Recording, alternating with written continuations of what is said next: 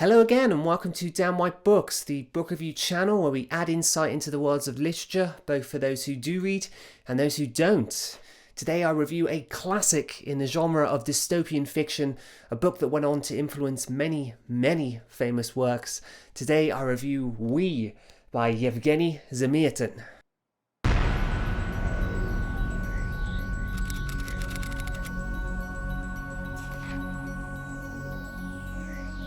Now, this is a very hard book to review. I seem to love picking up such pioneering works in fiction, works that have had such a dramatic impact on their chosen genre. But after finishing the last page, I'm always thinking to myself, well, this is going to be a hard one to discuss. So although this is a book review, please remember my comments are on my own reading experience. I'll be reviewing this as a person of the 21st century, which may be entirely different to those whom had read it so long ago. However, I'd of course like to add insight into why this book is so notable in the first place, because in the genre of dystopian fiction, this is the one that influenced the rest. This is the one that arguably started it all. Written way back in the early 1920s, We is a dystopian book that talks of a very dark and tightly controlled future, although the residents living in this time would strongly argue that such a world is of a mathematical bliss and not that of terror. Despite this book being written in Russian, it was actually first published in English back in 1924 and didn't see publication in its native language for many decades later. This put it behind the big three classical dystopian books by some time, these being Fahrenheit 451 by Ray Bradbury, 1984 by George Orwell, and Brave New World by Aldous Huxley, all of which I have reviewed on this channel and all of which I have enjoyed. We is lesser known in the popular culture spheres of literature and often missed off such high-ranking lists of dystopian books. It is said that George Orwell was heavily influenced by this book, and despite never admitting it, it is also suggested that Huxley's Brave New World took strong influence. Brave New World is one of my favourite books, and I can certainly confirm that the plot is remarkably similar. So here we have a book that has influenced one of the biggest books of the 20th century, arguably 1984, and also possibly Aldous Huxley's masterwork Brave New World, and yet it is often forgotten in modern times, but is it any good? Well, let's dive into the plot. No spoilers. We tells the tale of a society where individual identity is gone. The residents of this society, which is called One State, bear no name and are instead only known as numbers.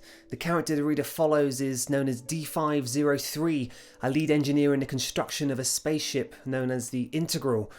D503 begins a journal in which he hopes to write until the launch of the Integral, which is described as a great achievement for the state. At the start of this book, D503 is an advocate of everything One State prescribes. However, as the journal entries progress, he is heavily influenced by the allure of a female number known as I330. I330 is a rebellious number who doesn't conform to the idea of the state.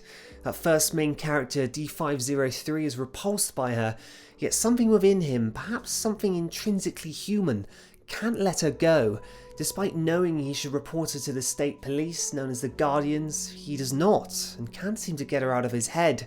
You read through his journal entries and follow the conflicting thoughts of him wanting to be an individual, yet also wanting to side with One State, the only thought process he has ever known. He battles with what he is later told is called a soul. I'd like to add some detail about the society our character lives in, because I think it's quite important. This is a society where individual freedom is deemed dangerous, and as such, everything is shared, or so it appears. D503, like everyone else, lives in a glass apartment where he can be observed at nearly all times. The residents live to a strict and exacting table that denotes every hour of their day. They are allowed to fill in tickets to have sex with other numbers during allocated sex hours. As like the title suggests, no one has individuality or rights greater than the other, not even over their sexual partner. There is no I, only we. Much like the other early dystopian books I've read, particularly 1984 and Brave New World, I was left amazed at how a book written so long ago could still appear so modern. Had I not known the date this book was first penned, there is no way I would have thought it to have been written nearly 100 years ago.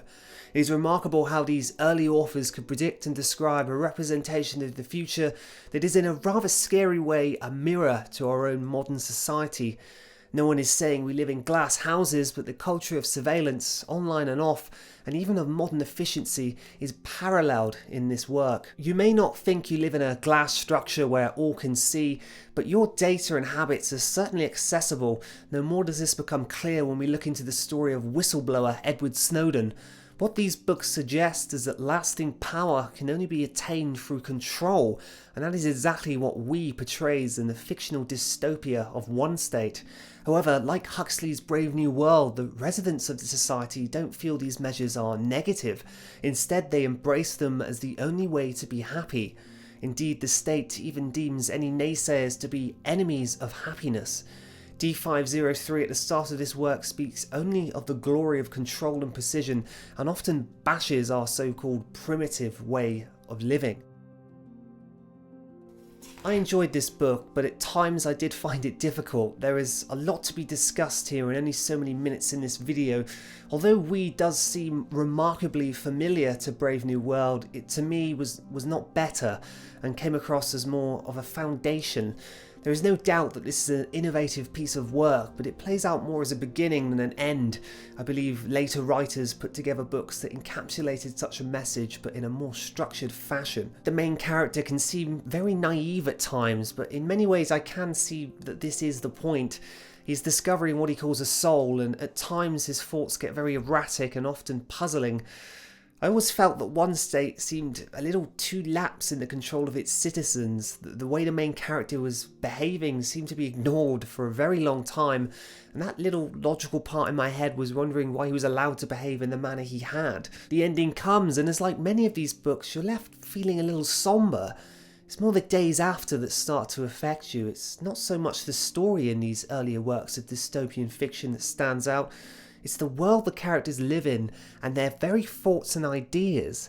In this book, you venture with a character who sees his identity split, even when never appearing to have had one in the first place.